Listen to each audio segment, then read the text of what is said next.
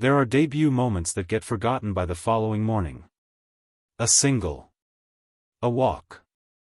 A routine groundout that tells the baseball world nothing except that the new player exists, that he has arrived, that his name will now appear in box scores alongside names that have been there for years. Most debuts are quiet this way. Most debuts are simply the first line of a story that has not yet found its shape. And then there are the other kind. The kind that make an entire stadium pause mid-conversation. The kind that make veteran broadcasters reach for words they do not usually need on a Tuesday evening in April. The kind that end with an opposing manager sitting in a press conference, unprompted, saying something that front offices spend entire scouting departments and years of draft capital trying to confirm. Kazuma Okamoto walked into Major League Baseball and delivered exactly that kind of debut. 2 hits. 2 RBIs.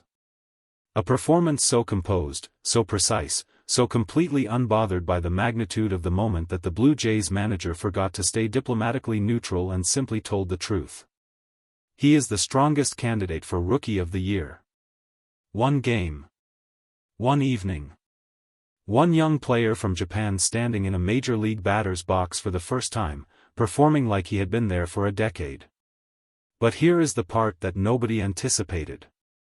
Here is the sentence that moved the local media to something beyond professional detachment and into something that felt, unexpectedly, like genuine emotion. When Okamoto was asked about his debut, about the hits, the RBIs, the praise, the noise, he did not talk about himself. He talked about Shohei Ohtani. And in doing so, he revealed something about who he is that 2 hits and 2 RBIs, remarkable as they were, could never fully capture on their own. To understand what Kazuma Okamoto's debut actually meant, you have to understand what he was walking into. The transition from Japanese professional baseball to Major League Baseball is not simply a change of address. It is a complete recalibration of every assumption a player has built his career upon. The pitching is different, not just faster, but smarter, more deceptive, built around years of data on every weakness a hitter has ever displayed. The defensive quality behind the pitcher is different. The travel schedule is different. The cultural context is different. The language is different. Most players who make this crossing do so with a clearly communicated adjustment period. Teams build it into their expectations. Analysts build it into their projections. The baseball world, having watched enough highly touted international arrivals navigate the transition with varying degrees of difficulty, has learned to temper its immediate excitement with patience. Okamoto did not ask for patience. From his first at-bat, there was something in his presence that suggested he had not arrived to adjust. He had arrived to compete. The stance was settled. The eye was calm. The way he tracked the first pitches he saw, not lunging, not flinching, not betraying even a flicker of the anxiety that would have been completely understandable given the circumstances, told everyone watching that this was not a player getting his bearings. This was a player who had already found them. Where that composure came from, and what it has to do with Shohei Ohtani, is the real story of the evening. The first hit came in the 2nd inning. A hard line drive, the kind that leaves the bat at an angle that tells you immediately it was struck correctly, that there was no ambiguity in the contact, that the batter knew exactly what he was doing and executed it without hesitation. It dropped cleanly into the outfield and Okamoto stood on first base looking, to the observers trying to read his emotional state, almost calm. Not the forced calm of someone suppressing nerves. The natural calm of someone operating within a plan. The television cameras found his face in the close-up that always follows a significant debut moment. And what they found there was not the wide-eyed relief of a young player who had just exhaled 3 months of anxiety in one swing.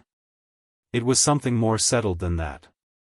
Something that suggested the hit was expected, not in an arrogant sense, but in the way that a well-prepared player expects the result of well-executed preparation. His teammates in the dugout reacted with the enthusiasm that teammates always bring to these moments. But Okamoto simply processed it, acknowledged it, and turned his attention immediately to what came next. Veterans in the press box noticed it.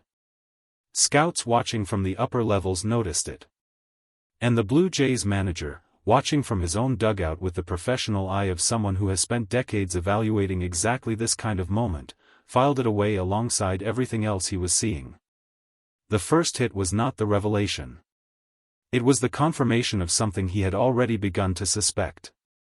By the time Okamoto drove in his second run of the evening, the press box conversations had shifted from cautious optimism to something closer to genuine astonishment. 2 RBIs in a debut is not unprecedented. But 2 RBIs delivered with the particular quality of execution that Okamoto brought to them, the pitch selection, the situational awareness, the absolute refusal to expand the strike zone under pressure, was something that required a different vocabulary. The Blue Jays manager is not a man given to premature declarations. Those who know him describe someone who has been burned enough times by early certainty to have developed a professional skepticism about first impressions. He watches. He waits. He reserves his language for moments when the evidence is overwhelming enough that restraint would itself become dishonest. He did not wait long this time. In the post-game press conference, before a single reporter had asked the obvious question, the manager volunteered something that press conferences very rarely produce, an unsolicited, unhedged, completely genuine assessment. He is the strongest candidate for Rookie of the Year. 1 game. He said it after 1 game. And then, because the reporters in the room needed a moment to confirm they had heard correctly, he said it again. With the same certainty. With the same complete absence of the diplomatic cushioning that usually surrounds this kind of statement. Watch him. Just watch him. You'll see what I'm talking about. The room went quiet for a moment that lasted slightly longer than press conference rooms usually allow. And then everyone reached for their notebooks at approximately the same time. The press conference had been proceeding along predictable lines. Statistics. Impressions. The manager's assessment. Standard post-game architecture. And then someone asked Okamoto, through translation, carefully, what had prepared him for this moment. What had given him the composure that everyone in the stadium had spent the evening trying to explain to themselves. The room expected a version of the standard answer. Years of preparation. Dedication to craft. Gratitude toward coaches and teammates. The reliable language that athletes reach for when the question is sincere but the expected answer is already written. Okamoto paused. Not the pause of someone searching for the right diplomatic phrase. The pause of someone deciding how honest to be. And then he was completely honest. He talked about Shohei Ohtani. Not about watching him play, though that was part of it. Not about the statistics or the awards or the historic two-way performance that has made Ohtani the most discussed player in the sport. But about something more specific. Something more personal.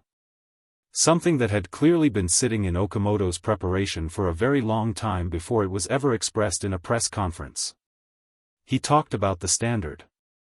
The standard that Ohtani had established, not through speeches or public declarations, but through the daily, cumulative, relentless demonstration of what genuine preparation looks like.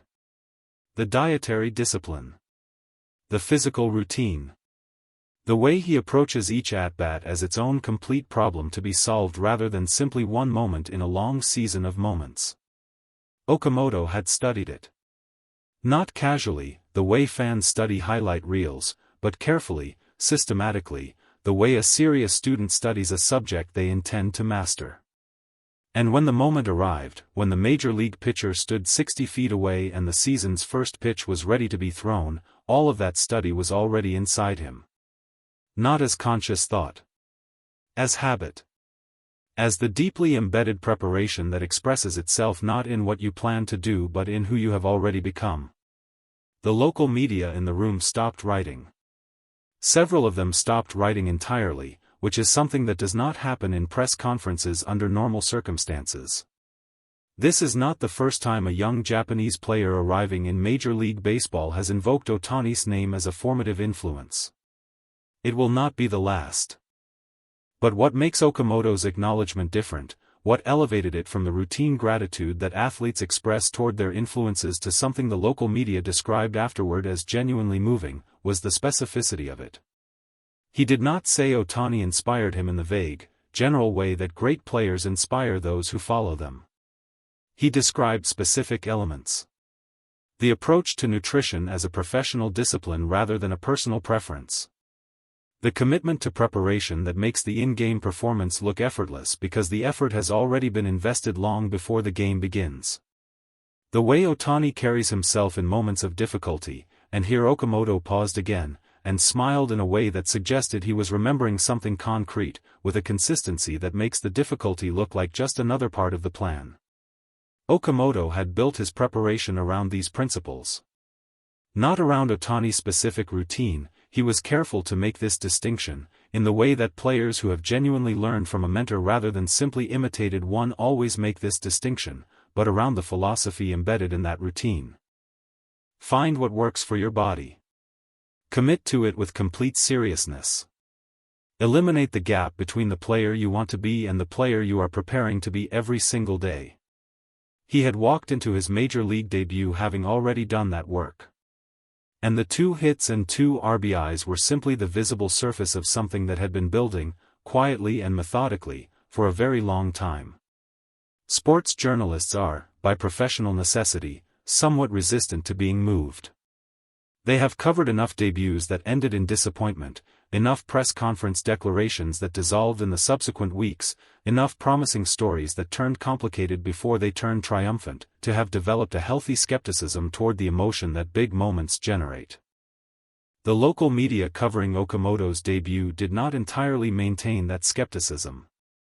Several reporters described the press conference moment, the pause, the honesty, the completely unscripted acknowledgement of Ohtani's influence, as something that caught them genuinely off guard. Not because the content was surprising, exactly, but because of the quality of sincerity it carried. There is a way that young athletes talk about their influences when they are performing gratitude for an audience. It sounds correct. It hits the expected notes. It satisfies the question without revealing very much about the person answering it. And there is a different way, rarer, quieter, unmistakable when it appears, where the gratitude is so clearly real that the performance element disappears entirely and what remains is simply a young man telling the truth about what shaped him. Okamoto was doing the second thing. Every experienced journalist in the room recognized it immediately. And several of them wrote afterward that the moment had stayed with them longer than the hits, longer than the RBIs, longer than the manager's remarkable declaration about Rookie of the Year candidacy. Because what Okamoto had offered, without planning to offer it, was a window into the kind of player, and the kind of person, he was genuinely trying to become. Debuts get remembered for different reasons. Some are remembered for the statistics. Some are remembered for the drama of the moment, the walk-off hit, the bases-loaded situation, the pressure that announced itself at maximum volume. Some are remembered because of what came after, because the player went on to do something so significant that every preceding chapter gained retrospective importance. Kazuma Okamoto's debut will be remembered for all of these things eventually. The 2 hits and 2 RBIs will appear in whatever longer story gets written about his career. The manager's declaration will be cited either as prescient or as the starting point for a fascinating revisit, depending on how the seasons unfold. But the moment that the people in that press conference room will carry with them longest is the pause. The decision toward honesty. The completely unplanned acknowledgement of a debt that most athletes in his position would have expressed more guardedly, more diplomatically, with more protective distance between themselves and the influence they were describing. He said Ohtani's name. Clearly, gratefully, specifically, without embarrassment. And in doing so, he told everyone listening something more important than anything 2 hits and 2 RBIs could communicate on their own. He told them where he was trying to go. And he told them, with the particular confidence of someone who has already done the invisible work, that he understood exactly what the journey required. The Blue Jays manager said he was the strongest candidate for Rookie of the Year. The local media left the press conference talking about character. Both of them were right. And if Kazuma Okamoto continues becoming the player he has clearly decided to become, neither of them will end up looking surprised.